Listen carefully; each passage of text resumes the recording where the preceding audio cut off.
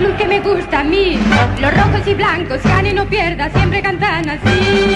Aupa, upa, aupa, upa, aupa, upa, aupa, upa, aupa, upa, aupa, upa.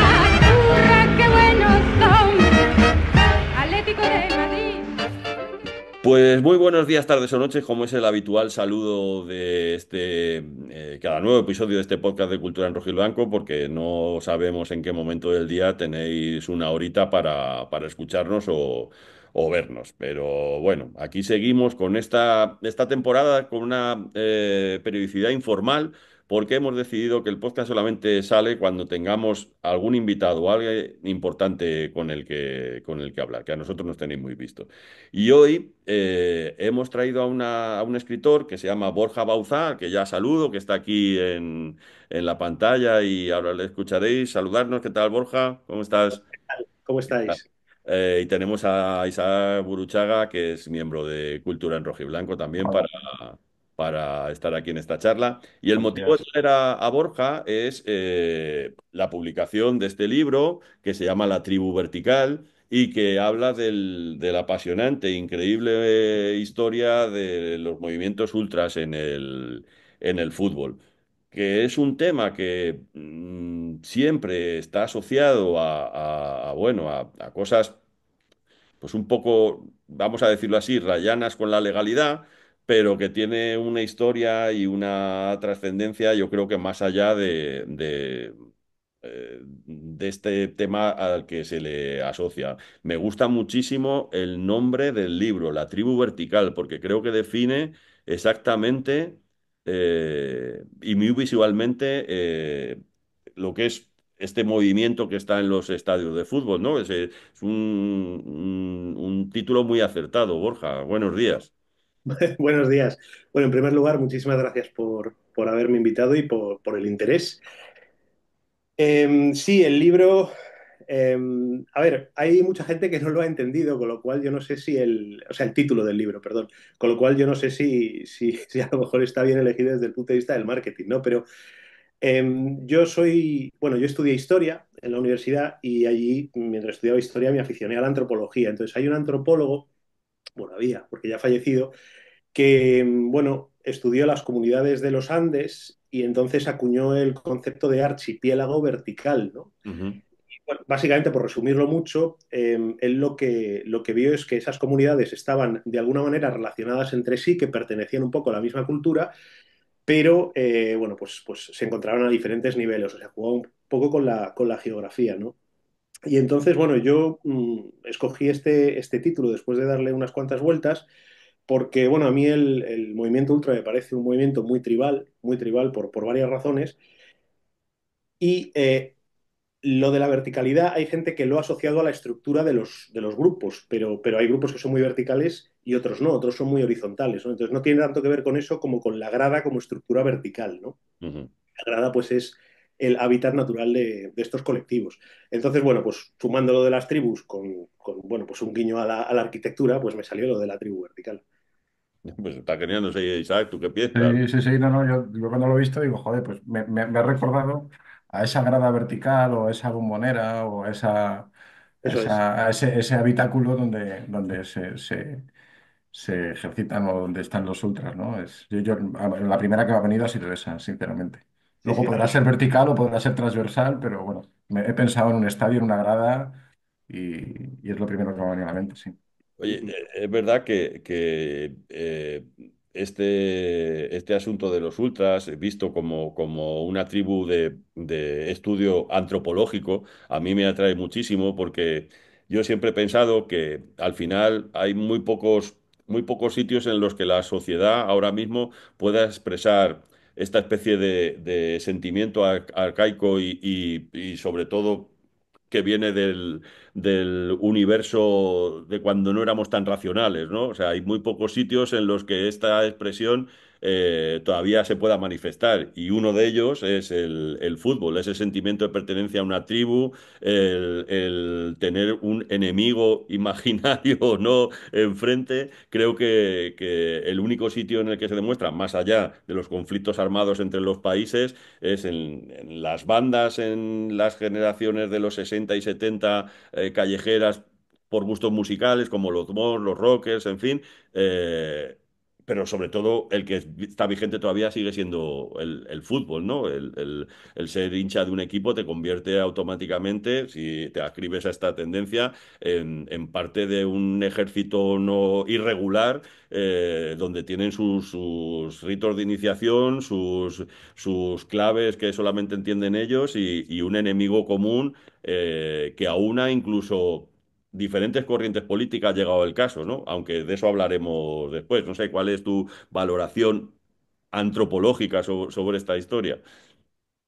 Sí, a ver, bueno, el tema de las tribus, es cierto que, por ejemplo, hay mucha gente, sobre todo profesores de secundaria y de primaria, bueno, que establecen un poco esa diferencia entre los chavales a día de hoy y los chavales pues en los 80 y tal, ¿no? Como que hoy en día van todos iguales y escuchan todos la misma música y tal, y como que se ha perdido un poco ese rollo de tribu, de sentimiento de pertenencia, de diversidad, ¿no? Por otra parte, escuchas a politólogos decir que hemos vuelto a una época muy tribal en la política, ¿no? Entonces, bueno, ahí no sabría muy bien decir exactamente dónde está el mundo a día de hoy, pero sí, quiero decir, el tema de lo de la tribu, a los estadios, y en concreto a los grupos, ¿no? A los grupos ultras, bueno, a mí me parece, o sea, me parece que es un término adecuado porque normalmente sí, hay excepciones y no hay dos grupos iguales, ¿no? Pero en líneas generales, en esos grupos la gente tiene muy claro quién está dentro y quién está fuera, ¿no? Ujú, Luego se puede estar dentro de muchas maneras, por supuesto, hay diferentes grados de implicación, y sobre todo, pues eso, hay una serie de, de otros, de alteridad, o sea, hay una alteridad común, ¿no? Hay una serie de rivales, de enemigos o de oponentes, ¿no? En común, que pueden ir cambiando a lo largo del tiempo, pero bueno, digamos que hay una frontera entre eres y no eres, ¿no? ujú. Y a mí eso me parecía muy interesante también, o sea, siempre me ha parecido muy interesante y me parecía muy interesante a la hora de acuñar el concepto este de tribu, me parecía muy interesante pues también traerlo a colación. Yo no he conseguido terminar el libro, no por falta de interés, sino por falta de tiempo. Lo tengo ahí a la mitad y ahora que tengo un rato, creo que me lo acabaré. Me gusta mucho, no, lo desconocía, de dónde viene la palabra ultra, ¿no? Que en principio es como una especie de acrónimo, ¿no? Ahora nos contarás. Todo el mundo pensábamos, o yo por lo menos pensaba, que venía de ser un ultra es más allá de lo normal, ¿no? Más allá de lo que ha sido este significante durante toda la vida de ultra, pero no, resulta que es un acrónimo de una pintada, de un dicho italiano, ¿no? Sí, efectivamente, a ver, siempre, o sea, si uno está interesado en ese mundo y conoce un poco ese mundo, a la hora de explorar los orígenes de esa palabra en concreto, normalmente esa exploración le va a llevar hasta la ciudad de Génova en los años 60 y bueno, ya una historia que es muy, muy curiosa, ¿no? Y es que, pues eso, varios chavales queriendo montar un grupo a imagen y semejanza del que ya existía en Milán y un poco pues más vida al estadio y para darle también un toque de belicosidad también a la afición, pues buscando un nombre, se encontraron o sea, estaban buscando, pues cómo nos llamamos, eran chavales de la Sampdoria, no del Genoa. Y entonces, bueno, la historia lo que dice es que, bueno, hay varias versiones, pero bueno, básicamente que se encontraron con una pintada que era una expresión en italiano en donde si tú unías las primeras letras era futbolera, una pintada futbolera de la Sampdoria, en donde si tú unías las primeras letras de cada palabra te salía ultras, ¿no? Entonces, como que dijeron, vale, pues ultras Sampdoria. Bueno, yo lo tenía un poco, esta historia la tenía un poco enmarcada en el ámbito de la leyenda urbana, Ujú, pero resulta que hay un periodista italiano que se llama Pierluigi, ¿no? Bueno, que es el autor de un libro, no está traducido al castellano, pero el título traducido sería Los rebeldes de los estadios. Y este periodista italiano le da credibilidad a esa historia, ¿no? Y este es un tipo que investigó mucho el asunto. Entonces, bueno, pues a raíz de ahí, y a mí nadie me la ha desmentido por otro lado, en Italia, ¿no? Es cierto que, bueno, sí, se dice que ese tal, o sea, tampoco nadie me ha enseñado la pintada, pero bueno, parece que va por ahí. También te encuentras detractores, por ejemplo, los del Torino dicen que no, que fueron ellos los que acuñaron la palabra, ¿no? Pero tampoco explican un poco cómo. Pero sí, sí, básicamente los orígenes se encuentran o parecen encontrarse en la ciudad de Génova a raíz de una pintada, o sea, es un tema muy anecdótico. Lo que pasa es que, y esto es una sospecha personal, yo creo que luego sí que es cierto que, a ver, es una palabra que casa muy bien con lo que pretenden ser los ultras, y entonces yo sí creo que la generalización del término y la exportación del término o la importación, si lo vemos desde aquí o desde Francia o desde Portugal y tal, sí que tiene que ver quizás más con ese concepto pues eso, más allá, pues eso, sí, de compromiso exacerbado, ¿no? Sí, sí, sí, efectivamente. Bueno, todos conocemos un poco la idiosincrasia de los ultras en España, por todos los que somos aficionados al fútbol, los hemos visto en los campos. Nosotros del Atleti tenemos nuestro propio grupito, mira qué bien, que no es precisamente famoso por su buen comportamiento ni por ser unos chicos demasiado centrados. Es un fenómeno que se extiende a casi todos los equipos de España y, por supuesto, en el extranjero. Quizá los más famosos o los que más, de los que más se ha escrito, desde mi punto de vista, sean los ingleses, ¿no? Que tienen una cultura propia y que ha generado tantísimos contenidos culturales, libros sobre ellos, películas, tal. Aquí en España todavía no hemos llegado a este punto de haber hecho ninguna serie de televisión, ninguna película sobre este movimiento, ¿no? Bueno, pues estas cosas suelen pasar. Pero bueno, creo que en el libro pone que el origen de todos estos grupos no está exactamente definido, ¿no? O sea, surgen grupos en Inglaterra, en Italia, no hay un pistoletazo inicial en el que de repente dice, ah, ya no reconocidos como ultras, sino que son pequeñas agrupaciones que van tomando este cariz. Sí, efectivamente. Bueno, antes de nada, yo establezco una diferencia, quiero decir, esto no está, quiero decir, esto no está acuñado por ningún sociólogo, y hay gente que puede opinar diferente, pero yo personalmente establezco una diferencia entre lo que es un hooligan y lo que es un ultra. Para mí no, o sea, son categorías similares, comparten toda una serie de cosas, pero no son lo mismo, ¿no? Y, por ejemplo, para mí los ingleses serían hooligans, ¿no? Mientras o sea, sí, serían eminentemente hooligans. En Italia, aunque tienes grupúsculos que pueden encuadrarse en los hooligans, Italia es la cuna de lo que se llama el movimiento ultra. Y bueno, yo es una diferencia que establezco, ¿no? En base a las prioridades de cada uno. Luego también hay gente que me ha señalado, yo creo que acertadamente, que podría haber una tercera categoría que es la de hinchas, ¿no? Entonces sería como Julia contra hincha. Pero bueno, ya digo, ¿Y esto está. cuál es la diferencia que tú ves entre hooligan y ultra? Para mí el hooligan es alguien que tiene la violencia por bandera, dicho pronto y mal, ¿no? Es decir, es alguien cuya prioridad es la gresca. El ultra, o sea, ultra es una categoría mucho más polifacética. O sea, hay ultras que son muy dados a la gresca, pero no siempre la gresca va por delante, depende del día, depende pues eso, del rival, depende de toda una serie de cosas. Pero es que luego, dentro de la categoría de los ultras, tienes gente bueno, que aceptan la violencia, aceptan la belicosidad, aceptan la gresca, pero la relegan a un tercer o cuarto plano y le dan mucha más importancia, por ejemplo, a las coreografías o a la animación. E incluso tienes ultras, no son una mayoría, pero existen, los hay, y además lo dicen abiertamente, que son contrarios a la violencia y no les gusta, ¿no? Y luego tendrías al hincha, que yo creo que, bueno, que el hincha es quizás ya estaría un poco en la frontera entre lo que es, entre lo que es sí, un grupo ultra, un colectivo de estos, y lo que es el resto de la afición, ¿no?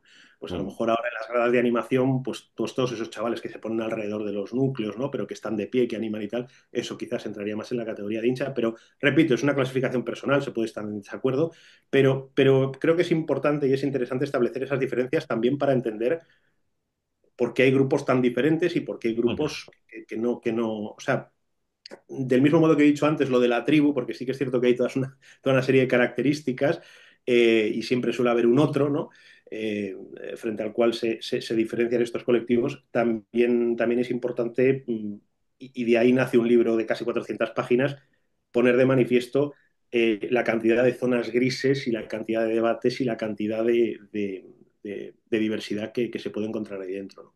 O sea, Eh, no, perdón, dime, perdón, no, no, termina. no. Y luego iba a enlazar con. Pero ¿me puedes recordar cuál era la pregunta exactamente? Que me he ido con mi No te, soliloquio.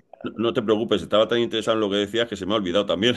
A Yo mí. tenía, yo tenía una pregunta, Borja, muy básica a lo mejor. ¿Qué le hace a un individuo meterse en un grupo ultra? O sea, desde el punto de vista social, pues siempre hemos pensado, o yo siempre he pensado en qué momento económico de su país o en qué momento social el sentimiento de pertenencia a un grupo le puede reforzar a una persona. Es decir, ¿qué le mueve a un individuo meterse en ese grupo, en ese grupo ultra? O no sé si hay alguna razón que lo explique o simplemente puede ser algo aleatorio. O relacionado con no sé, pues muchas veces yo me fijo en los años 80 cuando, bueno, pues las jeringuillas campaban por los descampados de Madrid, por la situación económica a lo mejor no era la mejor, el paro en España a lo mejor también subía, crecía, y bueno, pues ese descontento como podría hacer que a lo mejor se le diera voz, se le escuchara, ¿no? Y se sintiera ese sentimiento de pertenencia a un grupo, ¿no? No sé cómo... Sí, es cómo- una buena pregunta y es una de las grandes preguntas, ¿no? que existen en torno a este fenómeno. Yo, yo opino y sostengo que no hay una sola respuesta. De hecho, había un comentario, no sé si en Goodreads o en Amazon, donde, bueno, se decía que, bueno, que sí, que el libro, que tal, que muy interesante por esto, por lo otro, pero bueno, que echaba en falta un perfil psicológico, ¿no? Un perfil Ujú. mucho más psicológico de las personas que integran estos grupos. Es una crítica no solo legítima, sino además acertada. No existe un perfil psicológico en el libro porque yo creo que no hay un solo perfil. O sea, cada Claro, uno es de su padre y de su madre. Y las motivaciones a la hora de unirse a estos grupos también varían mucho, ¿no?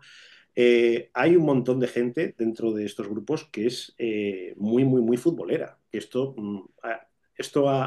Al resto de aficionados hay veces que le cuesta, ¿no? Asumirlo, pero es gente muy futbolera, es gente muy de su equipo y es gente que empezó a frecuentar el estadio por amor al fútbol, por amor a ese equipo, por devoción a esos colores, ¿no? Y que luego pues decía, bueno, pero es que es muy aburrido estar aquí sentado, ¿no? Es muy aburrido estar aquí sentado, es muy aburrido estar, pues eso, pues dando cuatro palmas y dando cuatro cánticos cuando ahí en el fondo pues están montando una bullanga y eso, vamos, es entretenidísimo. Y entonces tienden hacia eso. Entonces hay un elemento de diversión, hay un elemento también de querer hacer un poco más. Luego también hay gente que termina en estos grupos porque está más sola que la una en su vida y aquí encuentra un sitio. O sea, tienes de todo, ¿no? Tienes de todo. Y lo que has comentado también de los hooligans y de la diferencia entre un hooligan y un ultra, y el hooligan siempre lo asociamos al movimiento en Inglaterra, y Sí. yo creo que allí son muy conocedores porque siempre vemos que los líos, las peleas las montan fuera de su país. Encima creo que es gente muy conocedora de su código penal o de sus leyes, ¿no? Qué pueden hacer en su país y qué no pueden hacer, ¿no? Y desahogan esa furia o esa violencia que hemos comentado antes fuera de sus fronteras. Yo creo que es muy significativo que sean conocedores de qué les puede pasar si la monto en mi país, ¿no? Sí, y luego, bueno, porque en los 80 finales, sí, la segunda mitad de los 80 y los primeros 90 ahí se les apretó muchísimo las tuercas claro. a raíz Sí. a raíz de toda una serie de tal. Entonces, también hubo unas penas de cárcel durísimas. Y luego también hubo un elemento muy curioso y es que la prensa dejó de hablar, ¿no? Dejó de hablar sobre sus correrías, las correrías de los ingleses, porque si tú hablas con hooligans ingleses antiguos, te puedes encontrar a muchos en Alicante, verán ya viviendo retirados y tal, con su negocio, con su pub o directamente viviendo pues, de la jubilación, pues si te sientas a hablar con ellos, pues te dirán que a veces algunos lo primero que hacían el lunes era ir al periódico a ver cómo habían contado Claro. cómo ha ido la correría del fin de semana, ¿no? Entonces también se les dejó de dar visibilidad por ahí. Y bueno, sí, se juntan toda una serie de factores que también está la cultura rave, ¿no? Cuando tú estudias el fenómeno inglés ves que la cultura rave, de alguna manera, también atenuó muchísimo en la belicosidad entre ellos porque empezaron a coincidir en las discotecas, Claro. empezaron Entonces, bueno, sí, hay una serie de factores. Es cierto que fuera siguen, pues eso, siguen de vez en cuando protagonizando altercados, pero si os fijáis, los ingleses ya casi no ocupan titulares, ¿no? Sí, sí. Y de hecho, yo recuerdo cuando en la final de Champions entre el Madrid y el Liverpool en París, hace relativamente poco, cuando empezaron a llegar informes de que estaban sucediendo altercados, de que estaba habiendo correrías, carreras por las calles, de que había gente a la que habían agredido y tal, automáticamente aquí en España, claro, es que los del Liverpool, que además fueron los de Giselle, ¿no? Los del Liverpool, tal, y la gente que conoce el mundo de las gradas, lo que decía es, dice, no sé lo que ha pasado, no estoy allí, pero estoy prácticamente seguro de que los del Liverpool no han sido porque llevan 20 años sin protagonizar absolutamente nada, ¿no? Sí, Porque ahora sí. es una afición de las más, es muy colorida, es muy vocal, pero es de las menos agrestes de por allí. Entonces, bueno, sí es cierto que fuera los ingleses siguen todavía, sobre todo Eurocopas, temas de selección y tal, pueden seguir dando de qué hablar en temas de violencia, en temas de calle y demás, pero bueno, ya no son ni la sombra de lo que llegaron a ser, en parte por todas esas leyes y en parte por todos esos procesos, ¿no? Ujú. Pues volvamos al libro y centrémonos en el movimiento ultra en España, ¿no? Que tiene unos orígenes también un poco curiosos que quería que comentases, porque no es precisamente de los equipos más grandes donde surge esa semillita, ¿no?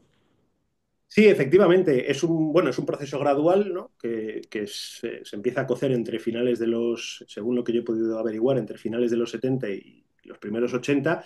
Y bueno, yo destaco sobre todo dos estadios en España. Uno sería el Vicente Calderón Ujú, y otro sería el Ramón Sánchez Pizjuán, ¿no? ujú, Pero no solo, o sea, también hubo bastante movimiento por ejemplo, en el Molinón, ujú, al principio, muy al principio, ¿no? Digamos en la protohistoria del mundo ultra. Ahí hubo germen en el Molinón, en Cádiz también, en Barcelona, en Bilbao, en San Sebastián, hasta cierto punto también. Entonces, en Alicante, la gente del Hércules. Entonces, efectivamente, pues eso, no llegó muy poco después, empezó a germinar muy poco después, pero digamos que los comienzos, las primeras semillas, por ejemplo, pues no se encuentran en el Santiago Bernabéu. claro, claro, eso me ha llamado mucho la atención, que no fueron el Madrid o el Barça, los dos transatlánticos de la liga, en los que se dio este fenómeno al principio. Y como tú cuentas, no eran los movimientos así en principio muy asociados al alboroto y a la violencia, sino que en los protoorígenes pues eran, por lo que tú decías antes, ¿no? Pues una gente que animaba exacerbadamente al equipo, que sí tenían rifirrafes con otros aficionados, incluso del propio equipo o de otras aficiones. Sí, efectivamente, y eran, pues eso, eran grupos de personas, normalmente gente muy joven, chavales y tal, que empezaron a hacer piña en el fondo de turno y empezaron, pues eso, que si a mover banderas, que si un día trae un bombo, que si esto, que si lo otro, y empieza todo de manera muy, muy espontánea, ¿no? Muy espontánea. Es cierto que, por ejemplo, la gente del Atlético de Madrid, Peña Fondo Sur Mm, y demás, es cierto que ya hacia finales de los 70 primeros de los 80 va estructurándose, ¿no? Incluso creo que tienen una sede física y demás, ya cuando son la Rubén Cano, ujú, pero, pero sí, es todo muy de andar por casa, ¿no? Y de hecho, y sigue siendo todo muy de andar por casa hasta bien entrados los 80, o sea, hasta la segunda mitad de los 80 es todo muy de improvisar, muy de, pues eso, y básicamente ahí había, yo creo que los dos elementos principales era, por un lado, el tema del equipo, somos de este equipo, queremos animar este equipo, somos muy de este equipo, y por otro lado el tema de la diversión, y joder, y es que, y cómo mola estar aquí de pie y armar bulla y montar ruido y montar jaleo, y además si eso al equipo le ayuda porque el jugador te mira y te saluda y no sé qué, bueno, pues mucho mejor, ¿no? claro. Y es un poco como empieza. Sí, ayer que estuve con nuestro amigo Petón y estuvimos ahí hablando de mil cosas, que siempre es apasionante hablar con él, recordaba los orígenes de, pues eso, de la Peña Rubén Cano, de un poco el germen de lo que después se convirtió en el Frente Atlético, y hablaba de ellos como tipos con gran talento e imaginación para improvisar cánticos, para dar ese color y esa animación que el resto del campo, pues bueno, siempre ha sido bullanguero el Vicente Calderón o el antiguo Metropolitano, pero digamos que necesitaba una especie de dirección, ¿no? De maestros de ceremonias, de gente que iniciara todas esas y que era muy divertido. La pregunta es, como decía Vargas Llosa, ¿cuándo se nos jodió el Perú? Es decir, cuando de repente eso deja de ser divertido solamente para pasar a ser unos tipos que, bueno, en su primera instancia mejor cruzarse de acera si van en grupo y bebidos, ¿no? Cuando eso empieza a volverse chungo. Pues aquí hay una paradoja y es que si tú hablas con gente antigua de estos grupos, te dicen que los años más salvajes fueron los 80, que fue Ujú, precisamente cuando todavía no tenían muchos de ellos esa fama, ¿no? Que luego adquirieron, entre las cosas porque no tenían esa estructura, muchos ujú, de ellos todavía no habían abrazado abiertamente determinadas ideologías o mostrar determinada simbología, ¿no? Entonces, por ejemplo, hablando con gente antigua, muy antigua del Frente o gente antigua de Ultrasur, o gente antigua de Boixos o de la gente del español, lo que te dicen es que, sobre todo la segunda mitad de los 80, bueno, que fueron los años más salvajes con diferencia porque, bueno, pues eran auténticas guerrillas urbanas, ¿no? Lo que sucedía ujú, fuera de los estadios, en las inmediaciones, también a veces dentro, y sobre todo es que no había, o sea, no se diferenciaba, ¿no? Algo que luego sí que fue sucediendo después, ¿no? Que no se diferenciaba, o sea, si tú daba igual básicamente quién fueses, si llevabas algo del otro equipo, si creían que no sé qué, o si miraba, era el salvaje oeste, ¿no? También un poco reflejando la realidad de Madrid o de Barcelona en aquella época. Eh, y digo que es paradójico porque conforme estos grupos empiezan a generar miedo en la sociedad y conforme ya el Estado reacciona a la contra, la prensa deportiva, que al principio, con sus excepciones, pero que al principio se había mostrado mucho más curiosa que combativa ujú. hacia ellos, pues, por ejemplo, la revista Don Balón bueno, siempre fue diciendo, ojo, cuidado con estos grupos, ¿no? Pero, por ejemplo, Interview era una revista que se acercaba con muchísima curiosidad, incluso organizó comidas entre diferentes, en el año 87, una comida aquí en Madrid, entre diferentes elementos de diferentes grupos, y los puso a comer y a debatir, ¿no? Y hay fotos, y yo tengo el número por aquí, por casa, ¿no? Es muy curioso. Entonces, eh, paradójicamente, esa curiosidad o sea, mientras esa curiosidad en la prensa y mientras el Estado estaba a otras cosas y la policía, pues bueno, como decía Torrente, ¿no? Los chavales, ¿no? La juventud y tal y cual, pues esos fueron los años más salvajes según, ya digo, según la gente que los vivió, ¿no? Yo no los viví, yo nací en el 85, yo tenía 4 años, ¿no? Pero la gente que los vivió los recuerda así. Y luego, conforme esos grupos van ganando, se jerarquizan, van ganando en estructura, muchas veces empiezan a adquirir una uniformidad, ya no solo estética, que bueno, la estética es más debatible, pero sobre todo, pues eso, pues ahora somos de tal ideología y se enseñan estos símbolos y como enseñes el contrario y tal, te llevas tres tortas, ¿no? Incluso las rivalidades entre grupos ya no son solo deportivas, sino también dependiendo de la ideología del tipo del fondo rival y demás, ¿no? Que es ahí cuando empieza a surgir la alarma, también pues, por lo de Guillermo Lázaro en Sarriá con la bengala, aunque eso no fue un ultra, ellos te lo recuerdan siempre, ¿no? Que eso no fue un ultra, pero Ujú. bueno, también la muerte de Frederic Rouquier en Barcelona y tal, pero resulta que ahí, justo cuando empieza a haber alarma social, eh, digamos que la violencia en torno a estos grupos es cuando empieza además a estar cada vez más acotada, ¿no? Entonces, coinciden los años 90, que es cuando todo el mundo, bueno, cuando son la gran némesis y cuando todo el mundo les tiene auténtico pavor y auténtico rechazo, con unos años en donde, digamos, la violencia y, Esta baja, ¿no? sí, se va atenuando, en parte porque el Estado entra, la Comisión Antiviolencia y tal, entra a saco y empieza a acotar muchísimo las cosas, pero bueno, pero también porque los grupos, por ejemplo, o sea, esa jerarquización y demás, también lo que hace es que algunos de ellos empiecen también a perder elementos que no se sienten tan identificados con la ideología o lo que sea y tal, ¿no? Entonces también ya dejan de ser grandes masas, grandes ejércitos de Pancho Villa y empiezan a ser más algo mucho más acotado, ¿no? En general. Eh, Y una pregunta, Borja. Ese movimiento de los 90 yo lo asocio mucho, no sé si coincidirás conmigo, creo que en tu libro hablas de ello, del movimiento Skin, ¿no? En principio de los 90, ¿hasta qué punto ese miedo está asociado a esos grupos con ideologías políticas muy extremas? No sé hasta qué punto ese miedo puede estar relacionado con ese grupo de gente, ¿no? Sí, sí, totalmente. Para mí son fenómenos paralelos, o sea, el fenómeno skinhead surge O sea, era muy normal ver grupos skins dentro de los estadios. Claro, sí, sí, sí, porque en un momento dado confluyen, primero en Barcelona, pero luego empiezan a confluir en otros sitios.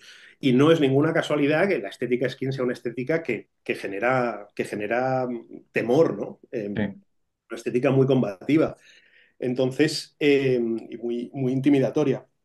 Entonces, por un lado se da eso, por otro lado la simbología política, que efectivamente en los años 80 creo que habría simbología política, pero sí, era un rollo más punky en general. Y sí, hablo no de punky como ideología, sino mm, como de como actitud. movimiento, sí. Escandalizar de tal, eso no quiere decir que el tío de la bandera no simpatizase con lo que ponía la bandera, pero bueno, hay en estadios, por ejemplo en el Sardinero, donde pues había un tío con una esvástica, al lado había un tío con, yo qué sé, a favor de la autonomía de Cantabria, o sea, sí, sí, cosas sí. de estas y era todo mucho más, pues eso, mucho más ejercicio de Pancho Villa, mucho más de andar por casa, ¿no? Entonces, evidentemente, los grupos cuando empiezan ya sobre todo los grupos más mediáticos, porque aquí todos tenemos en la cabeza, pues eso, la gente del Madrid, la gente del Atleti, la gente del Barça, pero bueno, luego te ibas a otros lugares y seguía siendo todo aquello un poco, o sea, en otros lugares no se dio quizás tanto ese fenómeno, no de forma tan mediática, ¿no? Pero es cierto que cuando tú juntas, pues, núcleos dentro de esos grupos de cabezas rapadas, tal, que por otro lado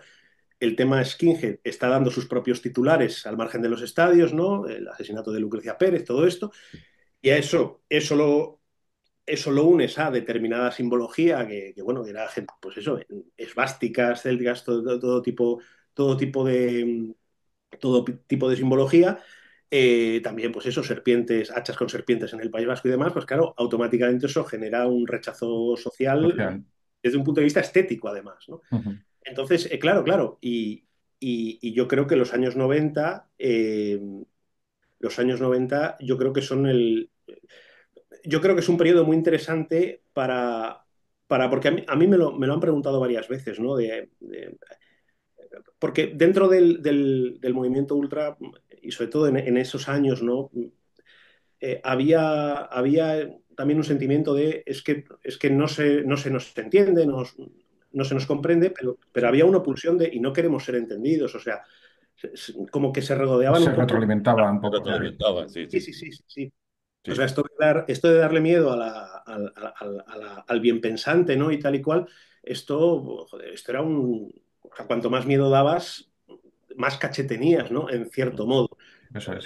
Aquí no hay dos, o sea, siempre hay excepciones, siempre se van a encontrar grupos o individuos que iban en contra de esto. De hecho, es en los 90 cuando surge la revista Super Hincha, que es Mm, una revista que lo que intenta es precisamente combatir un poco esa imagen y tratar oye, que nosotros también somos capaces o sea, que esto es una subcultura y que también tiene sus cosas positivas y que tiene la animación y que tiene los tifos. Y de hecho, la revista Super Hincha la montan dos tíos de Ultrasur y dos tíos del Frente Atlético. sí, sí, sí, sí, sí.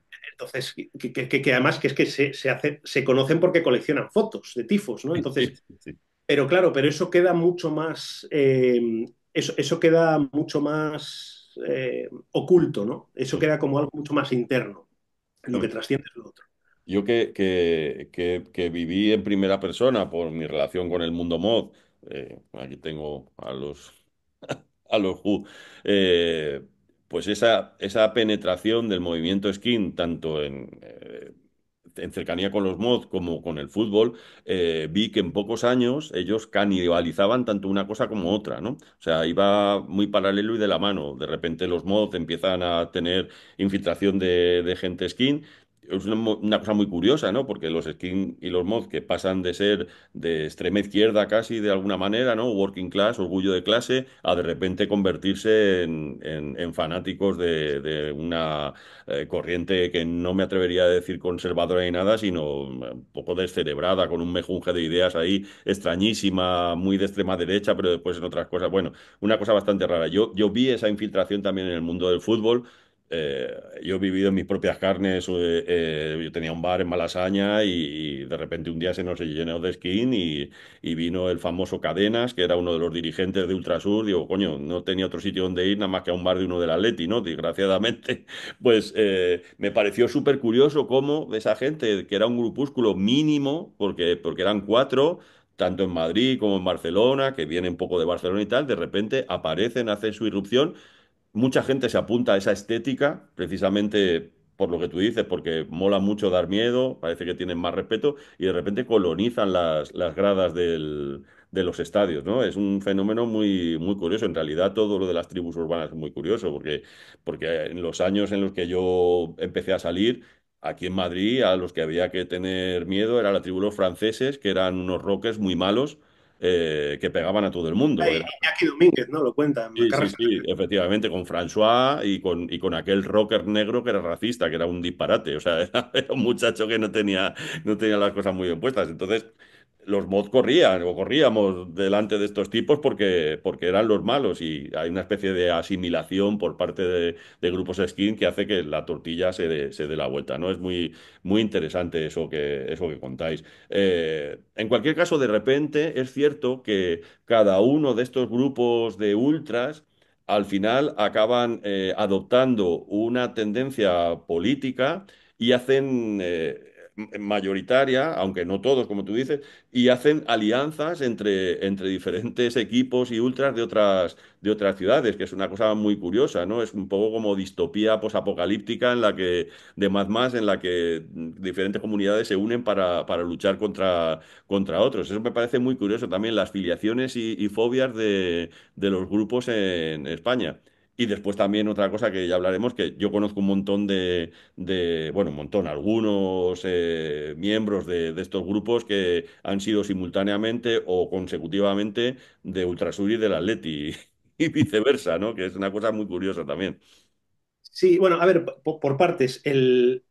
Yo lo que trato de describir en el libro es que hay un proceso yo lo llamo sobrepolitización entre los últimos 80 y los primeros 90, que es un poco también, digamos, antes he hablado de los 90 en general, como esa época, yo hablaría quizás de la primera mitad de los 90, ¿no?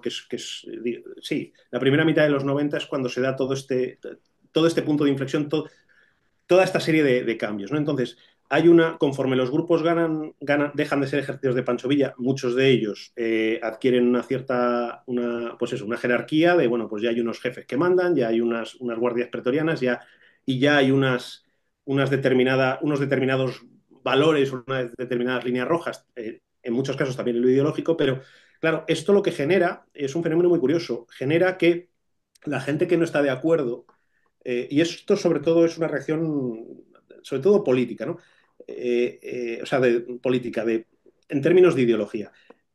De repente, durante la primera mitad de los 90 empiezan a surgir grupos del mismo equipo, pero de ideología contraria.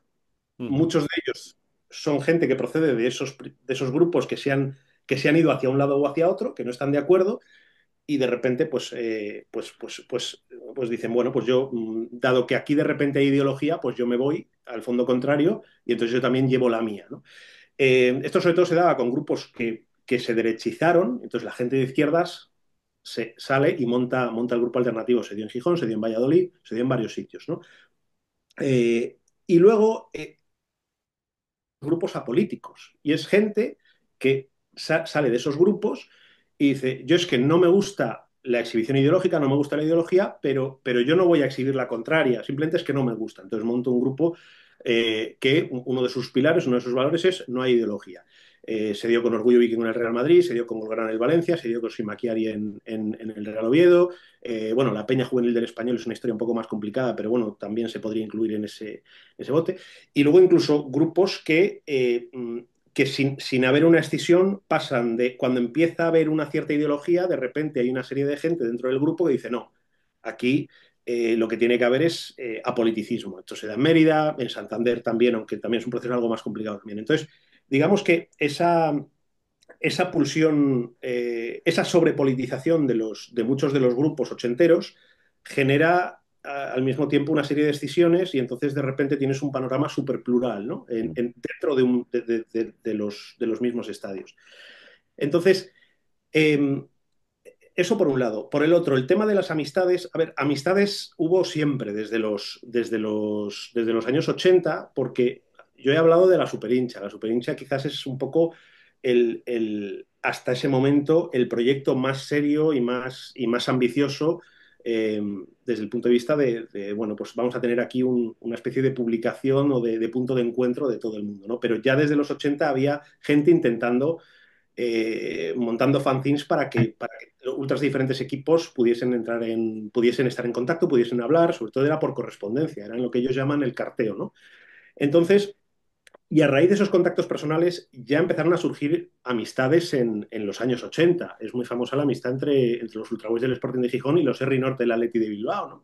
Que Ujú. además, bueno, lo que es una amistad además que surge pues por el fiesteo y la droga, o sea, y el ir de fiesta y el dónde pilló droga en Bilbao, el dónde pilló tal. Y a partir de ahí, pues hacen migas hasta que luego ya, pues, ambas gradas se politizan una hacia un lado y otra hacia el otro, ¿no? Por simplificar mucho. ¿Qué pasa? Que cuando muchos de esos grupos adoptan una ideología concreta, o sus escisiones hacen lo propio con la contraria, de repente las amistades ya no solo van por me caes bien, me caes mal, qué tifo has hecho, qué tifo no has hecho, por qué nuestros equipos pues, se llevan bien, sino que evidentemente la ideología también, Claro. también influye, ¿no?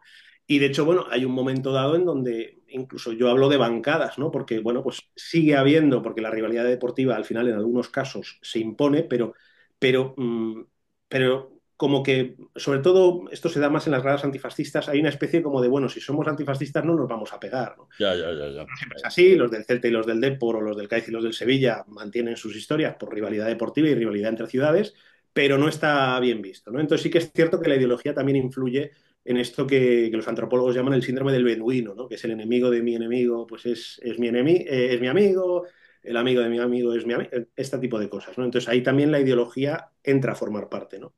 En cuanto a estos grupos adquieren una identidad política, o muchos de ellos, pues eso evidentemente, y empieza a formar parte de su identidad, eso evidentemente también entra a formar parte de toda esta red de relaciones.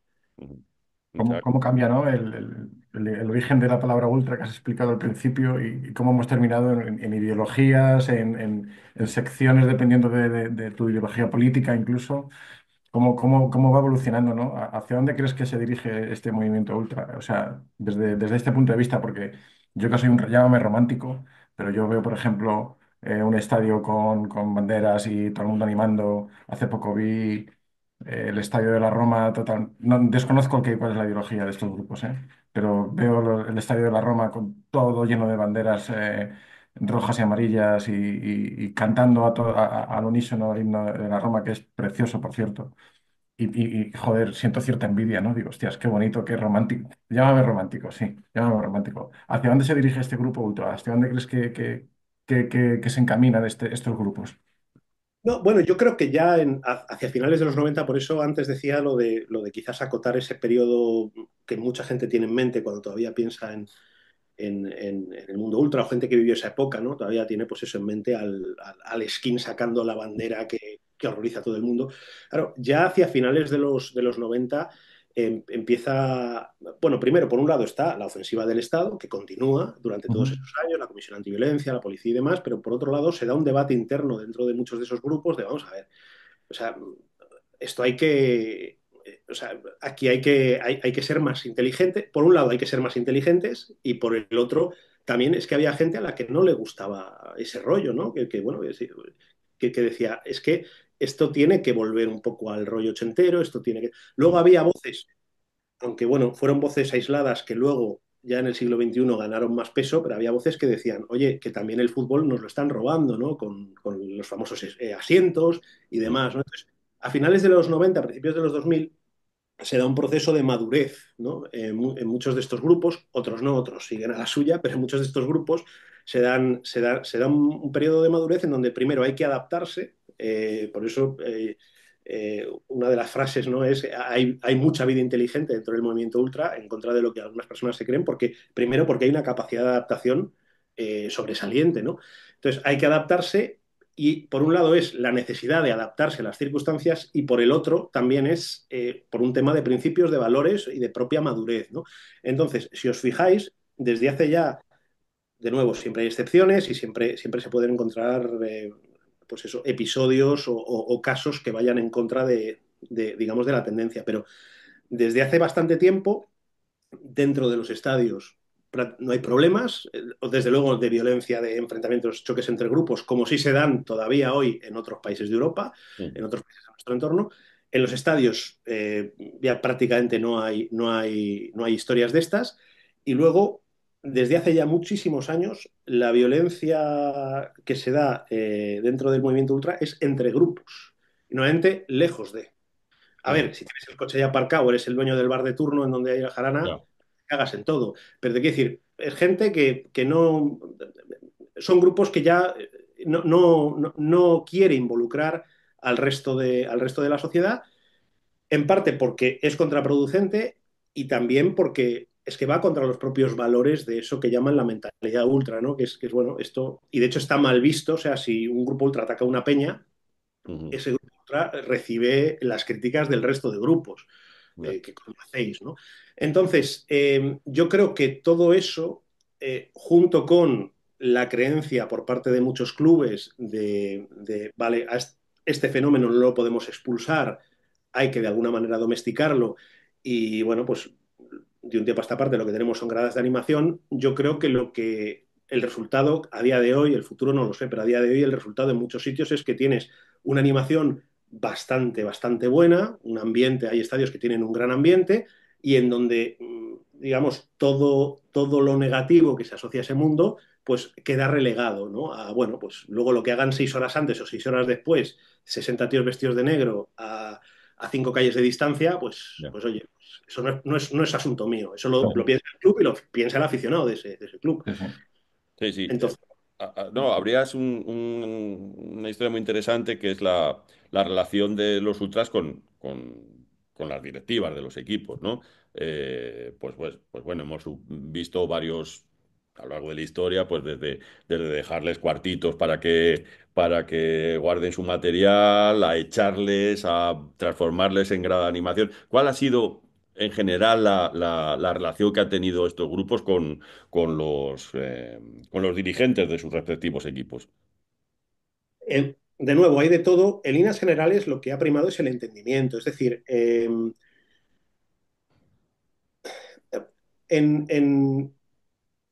de nuevo, años 80, finales de los 80, algunos de estos directivos, el caso paradigmático de Ramón Mendoza, pero vamos, se podría citar bueno, Jesús Gil también, ¿no? Ujú. Pero se podría citar a mucha otra gente. Lo que quieren es ya no solo llevarse bien o tal, sino directamente fomentar. O Sí, sea, y su apoyo, ¿no? También. sí, sí, y además porque no ven, claro, de nuevo, volvemos a finales de los años 80. En aquella época todavía no existe esa condena social, todavía no existe ese pavor ante este fenómeno, ¿no? Por parte de la sociedad, por parte de la prensa en muchas ocasiones. Y entonces, claro, lo que ven tipos como Ramón Mendoza llegan allí y dicen, joder, es que, primero también eran directivos que en algunos casos eran muy futboleros, ellos mismos, ¿no? Y luego que es que en aquella época el factor ambiente influía mucho. Entonces lo que dicen, joder, yo esto lo quiero, no solo quiero que exista, es que lo quiero fomentar, quiero que vaya más. Me lo ha dicho gente antigua del Fondo Sur del Bernabéu, ¿no? Que es que Ramón Mendoza es el que dice, no, no, es que hay que ir a más, ¿no? Y entonces empiezan a dar facilidades. Luego también yo cito el trabajo de dos antropólogos sevillanos que investigaron tanto el caso del Sevilla como el del Betis, y ellos traen a colación un tema muy interesante que era el envejecimiento en los 80 de las aficiones. Y Claro. entonces, y de repente dicen, tenemos que traer gente joven, ¿no? Para que esto tenga una cierta continuidad. Y entonces, bueno, pues la forma de atraer, claro, un partido, una noche europea en el Bernabéu, pues bueno, eso va por inercia, ¿no? Pero claro, ¿cómo atraes tú a unos chavales a que presencien un Sevilla, yo qué sé, Hércules. Extremadura, sí. O sea, claro, pues, a ver, el que es del Sevilla va a ir, pero luego tienes muchos chavales que simpatizan con el Sevilla, porque mi padre es del Sevilla, digo, Sevilla por poner un ejemplo, Sí, sí. pero de repente te dice tu vecino, oye, vente, que allí nos lo pasamos de puta madre, movemos banderas, no sé qué, pum, pum, pum. Entonces, eso se fomenta. ¿Qué pasa? Que luego, Cuando el fenómeno pues eso, empieza a ser complicado desde un punto de vista de relaciones públicas, lo que muchas de estas directivas intentan es tratar de entenderse con estos grupos. Estos grupos, muchos de ellos ya al tener jerarquía ya tienen interlocutores que todo el mundo conoce dentro del club. Y lo que dicen es, oye, vamos a ver, a mí me están presionando por aquí para que yo te expulse, para que yo te eche, para que yo tal. Claro, era muy complicado porque eran grupos, eran bastante numerosos, luego pues el tema de los controles de seguridad no era el mismo y tal y cual. Y luego porque estos grupos seguían aportando, más allá de la bandera, más allá del pelo rapa, más allá de tal, seguían animando, seguían viajando, seguían tal. Entonces empezaron a introducir las coreografías también en los 90, ¿no? Eso fue en el Calderón y en Mestalla, es donde empezaron a darse unas coreografías alucinantes, ¿no? Y eso, claro, y a la afición eso le gustaba, y al palco le gustaba, ¿no? Entonces, a ver cómo coño mantengo yo lo bueno, pero me desprendo de lo malo para que no me frían a multas, para que el periodista de turno no esté en mi casa preguntándome por tal. Entonces lo que hicieron fue, oye, no me la liéis, si la queréis liar fuera, yo no soy vuestro padre, pero aquí no me la liéis, aquí os portáis bien, aquí determinados símbolos no tal, aquí las bengalas no tal, no sé qué, no sé cuántos, y a cambio yo, pues bueno, pues me pongo de perfil y así, pues si tú no das titulares, a mí no me piden explicaciones, ¿no? Sí, Y sí. entonces y eso también es lo que influye. Bueno, eso entra dentro de la ofensiva del Estado por un lado, de la Comisión Antiviolencia, pero también del proceso de maduración de los grupos y de la capacidad de adaptación. Dentro de ese marco general tienes grupos y grupos. Hay grupos que jamás se han querido entender con la directiva, sobre todo grupos, por ejemplo, de izquierdas, por un tema de principios o por ejemplo, en Vallecas, ¿no? Sí, los Eh, butaleros no se llevan bien con presa, ¿no? Desde luego. No, y antes con Teresa Antes, sí. Rivero, entonces hay grupos que por un tema también de principios o de diferencia ideológica con la gente que está en el palco, con los empresarios del palco y tal, nunca han querido saber nada. Y luego, dentro de los grupos que se han entendido, o los fondos que se han querido entender con las directivas, también tienes tus grados, ¿no? Hay directivos que lo han puesto todo y que se han entendido muy bien y que incluso han forjado amistad personal con gente de determinados grupos. Y hay otras directivas que, bueno, no me quiero llevar contigo, pero me tengo que llevar contigo. Ya. Mm. Entonces, y luego sobre este caso, siempre se trae a colación el Madrid o el Barça con Florentino y Ultrasur o Laporte y los Boixos. Yo lo que digo es que ahí también, ¿y por qué no hay más clubes que hacen esto? Bueno, ahí entramos también en las particularidades del Madrid, del Barça, de sus grupos y de sus aficiones, ¿no? Que es algo que yo creo que muchas veces no se puede reproducir en otros estadios. No, sí, sí, evidentemente, evidentemente. Bueno, ¿cuánto tiempo has estado de preparación y escribiendo el libro? ¿Has entrevistado con mucha gente de muchos grupos? ¿Te ha sido fácil acceder a ellos? Sí, a ver, yo me he visto en total con unas 100 personas. Joder, no Eh, está mal, ¿eh? sí, el proyecto ha durado 6 años, desde que a mí me lo propone Nacho Carretero, que es buen amigo. Sí. eh, Me propone proponérselo a la editorial, a Libros del Cao, porque él ya había publicado Fariña allí. Mm. Entonces, esto se da en el 2018, sí, más o menos por esta época, 2018. Entonces, la editorial me da luz verde. Yo al principio me lo tomo a beneficio de inventario, pues porque yo es que no me dedico al periodismo deportivo ni nada de esto. Ahora estoy con Donald Trump. Yo me dedico a temas internacionales, es lo que me gusta, es a lo que me he dedicado como Joder, periodista. Borja, está muy bien. Tu vida pivota entre Donald Trump y Y los, los y los movimientos. ultras. Es maravilloso esto, ¿eh? Es Bueno, al increíble. final no deja de ser ultra, al final no deja de ser ultra todo. El diccionario de Nebrija, sí, bueno, de vez en cuando tienes ahí. Pero sí, sí, exacto. No, entonces me dedico a. Entonces, bueno, pues esto digamos que fue como una especie de paréntesis en lo que es la trayectoria profesional. Pero entonces al principio me lo tomaba a beneficio de inventario de, bueno, pues yo los fines de semana o cuando vaya sacando ratos, pues voy contactando con gente y voy tratando de entrevistar a gente. He intentado que casi todas las entrevistas sean presenciales, o sea que he sido un poco como Willy Fogg, ¿no? Recorriéndome. Hay algunos sitios a los que no he llegado, gente con la que he tenido que hablar por teléfono, pero siempre que yo podía, quería que fuese presencial. Entonces, bueno, durante los 2 primeros años me lo tomé un poco, pues bueno, en mis huecos, en mis tiempos libres, voy aquí llenando un poco el archivo de la investigación, el fichero, tengo unas cajas físicas ahí donde iba metiendo cosas, también atesorando fanzines y demás. Y luego ya en 2020, a principios del 2020, llegó un momento en que dije, a ver, como siga así, voy a tirar 35 años. Entonces voy a ponerme las pilas. ¿Qué pasa? Que, bueno, pues unas semanas después, pandemia, Ya. cierre. Estuve básicamente en mi casa un año, precisamente por esto de que yo quería viajar y verme con la gente.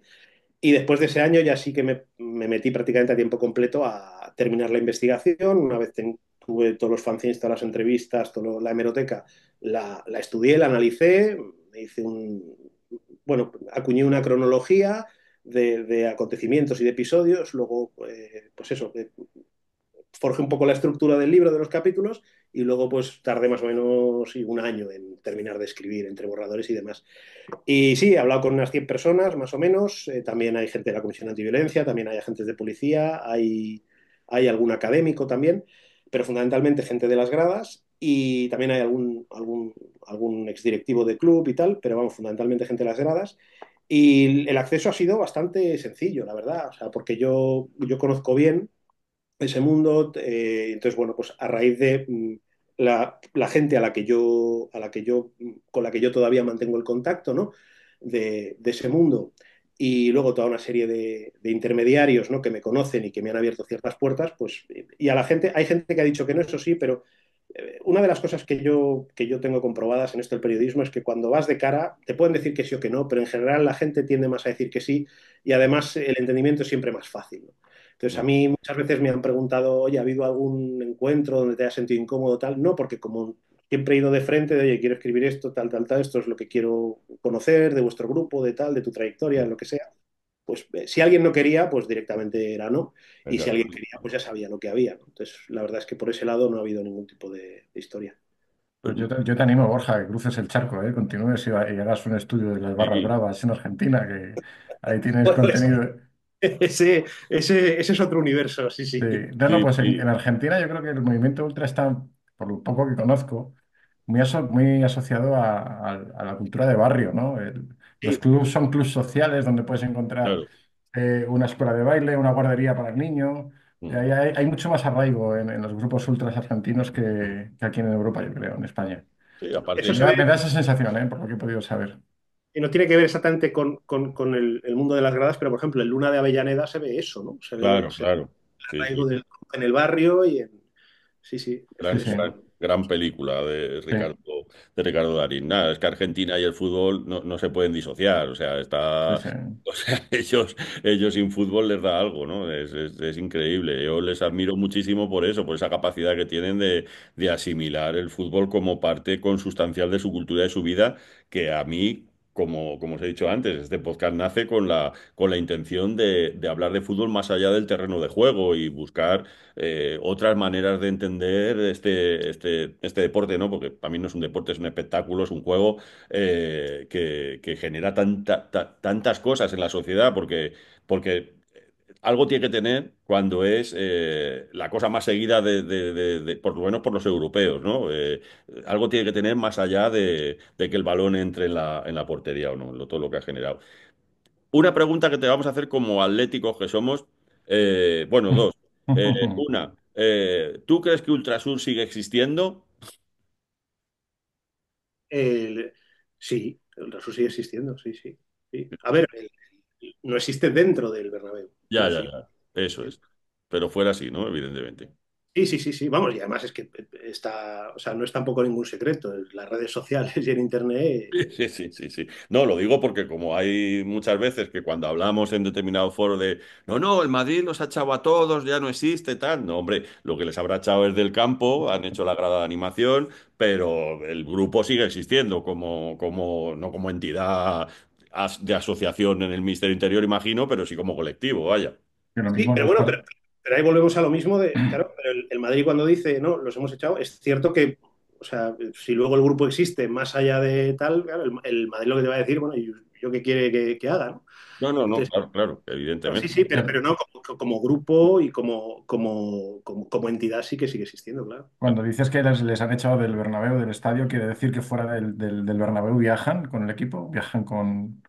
Ellos, vamos, yo por lo que O veo, sea, a los partidos de fuera de casa. Van como partidos de fuera de organización. casa sí, ellos, sí, intentan hacer acto de presencia, a veces viajan sin entradas, y entonces se les da la vuelta, pero llegan prácticamente hasta. O sea, lo que hacen ese acto de presencia es un poco como decir, seguimos vivos y seguimos aquí. Sí, sí. Ujú. y a veces sí que es cierto, en competiciones europeas pues han conseguido entrar. A ver, hay muchas maneras, sobre todo en Europa, hay muchas maneras de hacerse con entradas y demás, ¿no? Entonces sí, sí, ellos siguen existiendo y se siguen dejando ver, ¿no? Respecto a los nuestros, bueno, a los nuestros, respecto al Frente Atlético, que es un grupo que tiene muy mala prensa, en muchas ocasiones, la mayoría bien ganada a pulso por parte de sus integrantes, porque por todos, vamos, no hace falta que recordemos los incidentes que ha habido con la historia del Frente. ¿Tú qué opinión tienes sobre primero que el club no haya, que la dirigencia del club no haya tomado unas medidas más, aunque sean cosméticas, como en el caso del Real Madrid o del Barcelona, que no haya hecho ese cambio, ¿no? De disolverlos o de transformarlos en una grada de animación o lo que sea? ¿Y cuál es ahora mismo el estado del frente para un historiador antropólogo como tú? Sí, bueno, a ver, yo el libro lo dejo, lo verás cuando lo termines, el libro se queda en el 2014. O sea, Sí, sí, yo... eso lo sé porque ahí he ojeado. Tiendo a Sí. leer el último capítulo del libro antes de empezar, ¿sabes? Soy así de raro. No, pues eso, el libro se queda ahí, es cierto que luego hay un pequeño epílogo y tal y cual, pero lo que quiero decir con esto es que yo no estoy al día yo no estoy al día no estoy al día en ningún caso, pero mucho menos en la realidad del Atlético de Madrid, que a mí personalmente me parece muy compleja, ¿no? Yo es una realidad que solo he podido, hay otras realidades que he conseguido explorar mucho mejor, la del Atlético de Madrid me ha resultado más compleja, ¿no? Entonces, no sé exactamente cuál es la relación o los vínculos que hay entre la directiva y ¿Por el qué club. por qué te ha resultado más compleja? No, bueno, me ha resultado más compleja porque, bueno, yo creo que es un grupo que precisamente también por la historia que arrastra, yo creo que es un grupo más cerrado, ¿no? A la hora de acceder. Y luego pasa una cosa, ¿no? También es cierto que mucha gente antigua o mucha gente bueno, pues que ya no está tan metida y tal y cual, en otros sitios como que está más de vuelta de todo, pero sin embargo en el ecosistema atlético sigue habiendo un vínculo muy fuerte, ¿no? En muchos Ah, casos. vale, vale, vale, Vale, vale. entonces, bueno, por toda una serie de motivos, pero yo o sea, desconozco exactamente cuáles son las relaciones exactas que hay como para poder analizar y valorar eso.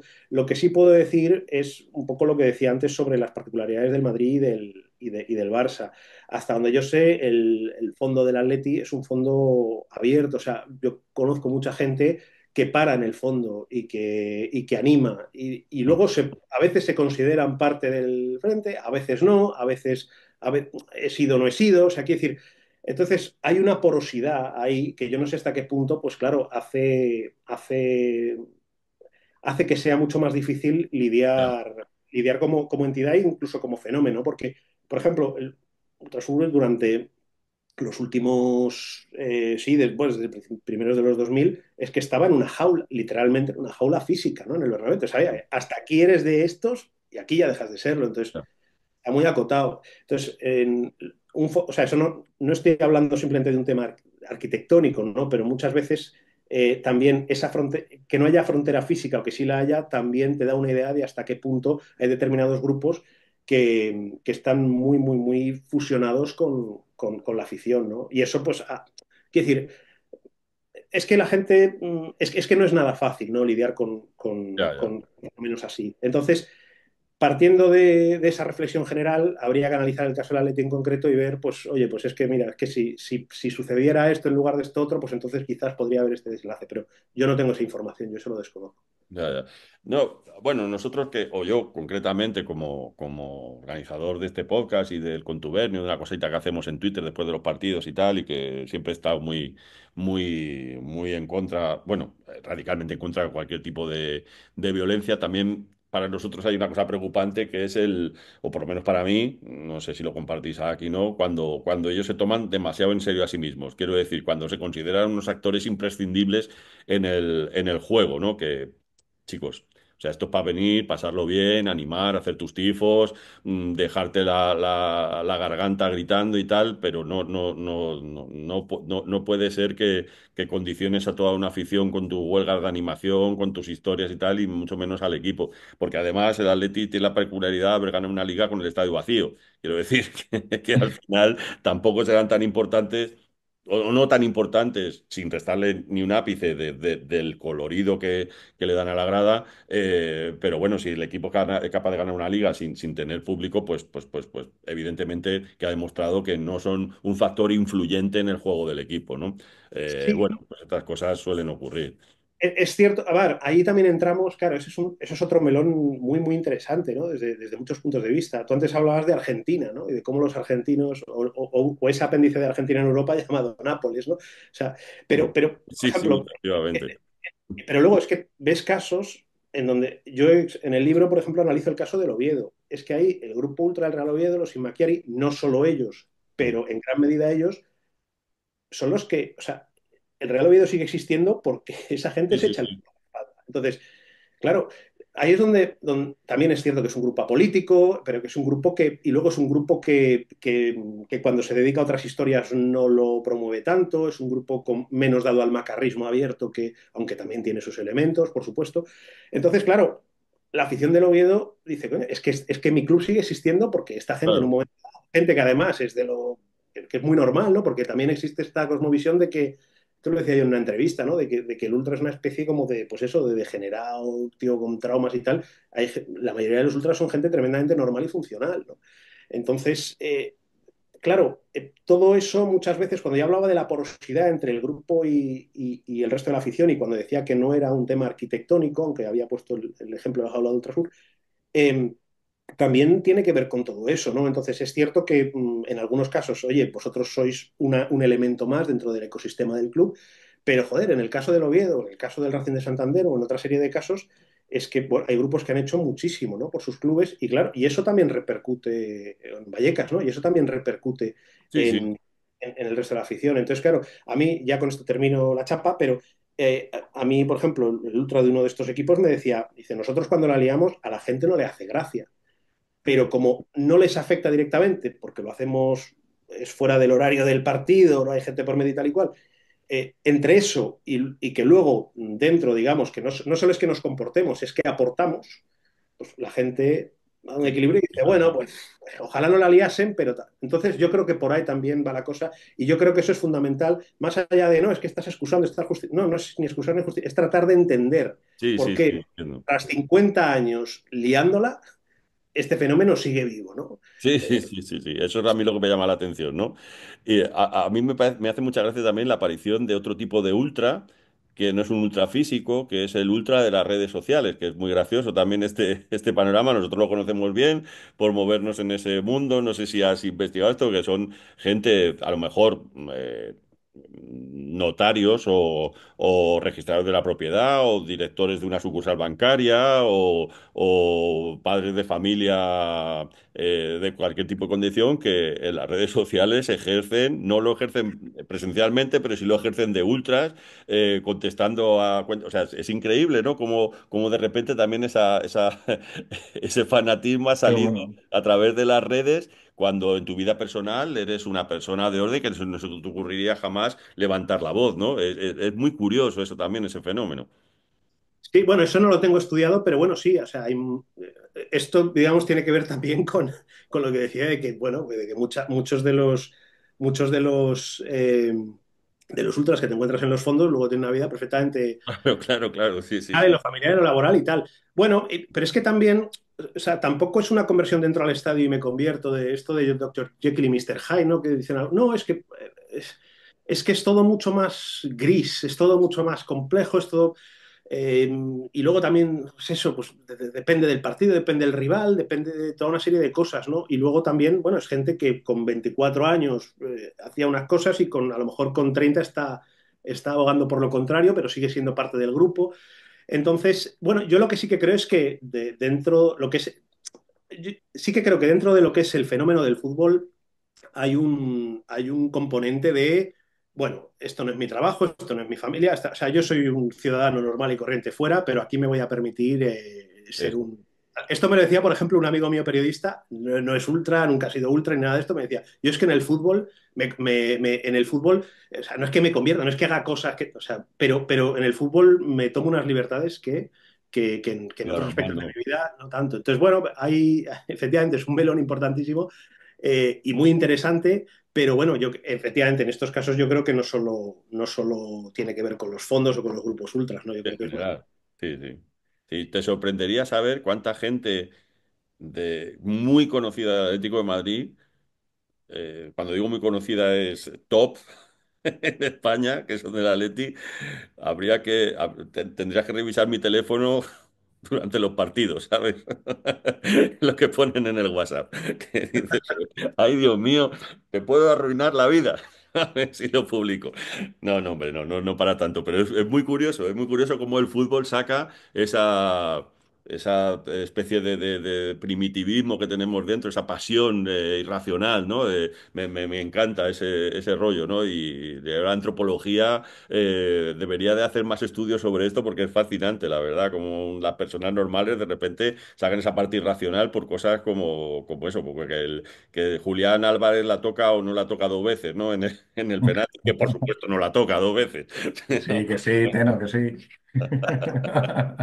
Sí, no, no, pero es muy interesante, sí, sí, la pasión que se genera, ¿no? Lo que tú decías antes, que eso es uno de los elementos que diferencia al fútbol de probablemente muchos otros deportes, ¿no? De cualquiera, vamos, de cualquiera. Luego Sí. están los árbitros para recoger toda esa energía positiva que Bueno, recibimos de esa es los ultras, otra, ¿no? ¿sabes? O sea, claro, no hemos abierto ese melón No, también. no lo abra, no lo abra, no lo abra. ¿Cómo vive un árbitro el ardor guerrero de la grada y de los ultras, ¿no? Sí, Que sí. en muchos casos es muy imaginativo con los cánticos y en otro debe ser terrible, Isaac. Bueno, yo he explicado muchas veces en un partido femenino hace muchos años, cuando el femenino era el femenino, en el Cerro del Espino, yo del Atleti con mi carné abonado, cuando yo era abonado del Atleti en el Calderón, y a mí me han llamado vikingo allí o sea, a la salida del Cerro del Espino en el descanso.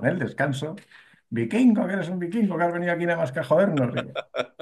Bueno, bueno, ahora te saco el carnet del Atleti, majo. Sí, sí, bueno, es muy curioso, es muy curioso. Eso es tremendo.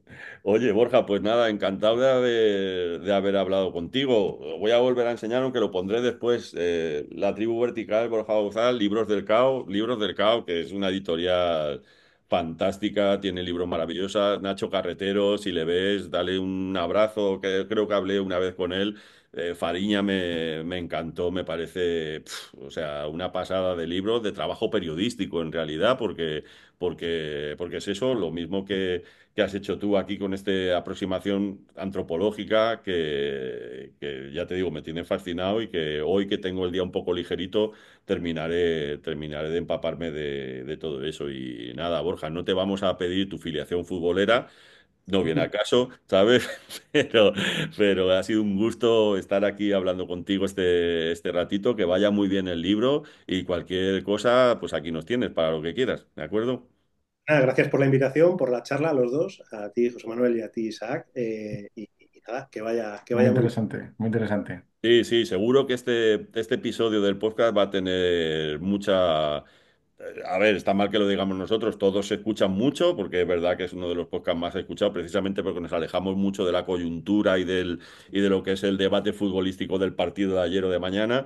Pero este yo creo que es un tema que interesaba mucho a la gente, de dónde viene todo este fenómeno, y seguro que va a ir muy bien. Así que nada, Borja, te lo agradecemos mucho y para lo que quieras, aquí estamos. Un saludo, tío. Muchas gracias. Un Un saludo. abrazo. Otro en el marcador.